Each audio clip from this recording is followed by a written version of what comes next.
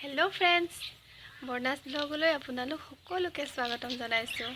আজি মই আপোনালোকলৈ আগবঢ়াইছোঁ শেৱালি ফুলৰ এটা ৰেচিপি। এতিয়া যিহেতু আহিন মাহ, গতিকে শেৱালি ফুলৰ এইটো ছিজন হয় আৰু ফুলিয়ে আছে এইটো টাইমত, ঘৰতো আছে। সেয়েহে ভাবিলোঁ আপোনালোকৰ লগত আজি মই শেৱালি ফুলৰ এটা ৰেচিপি শ্বেয়াৰ কৰোঁচোন। এতিয়া প্ৰথমতে আমি শেৱালি ফুলবিলাক কালেক্ট কৰি লওঁ। Let's start.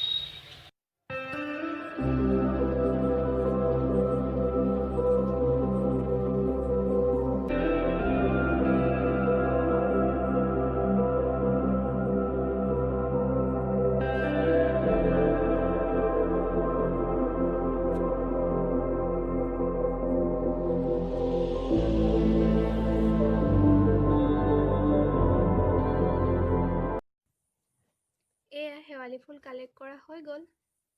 ইমান ফ্ৰেছ দেখিয়ে মৰম লাগিছে। এতিয়া শেৱালি ফুলখিনি ধুই ল'ম। এয়া শেৱালি ফুলখিনি ধুই মই এখন চালনীত মেলি দিছোঁ। এতিয়া চালনীখন 2 ঘণ্টা সময়ৰ বাবে ৰ'দত দি ফুলখিনি অলপ শুকাবলৈ দিম। এয়া শেৱালি ফুলখিনি শুকুৱাই ল'লোঁ।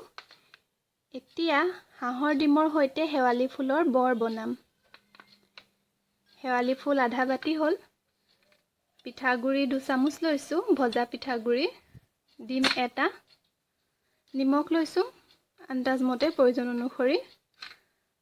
জিৰা পাউডাৰ 1 চামুচ, জালুকৰ গুড়ি 1 চামুচ, কণ জলকীয়া 4টামান কুটি লৈছোঁ, পিঁয়াজ এটা কুটি লৈছোঁ, আদা নহৰুৰ পেষ্ট অলপ বনাই লৈছোঁ, পানী লৈছোঁ মিশ্ৰণটো তৈয়াৰ কৰিবৰ কাৰণে, আৰু মিঠাতেল লৈছোঁ বৰখিনি ভাজিবৰ কাৰণে।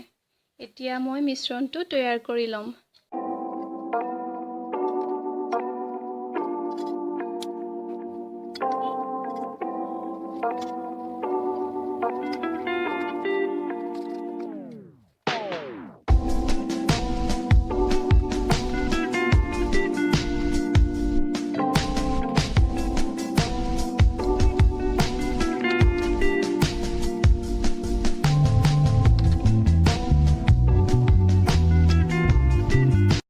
মিশ্ৰণটো তৈয়াৰ হৈ গৈছে।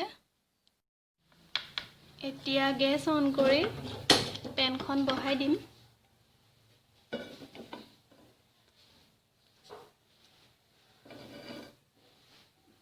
পেনখন গৰম হৈছে। এতিয়া ইয়াত মিঠাতেলখিনি দি দিম আৰু তেলখিনি পকিবলৈ দিম। তেল গৰম হৈ গৈছে। এতিয়া ইয়াত বৰখিনি এটা এটাকৈ দি ভাজিম।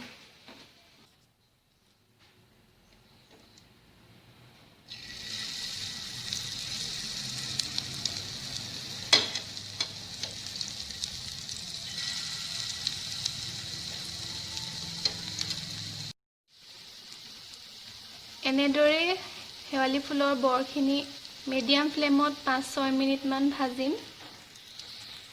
আৰু এতিয়া মই জালুকৰ গুড়ি অলপ ওপৰত ছটিয়াই দিম।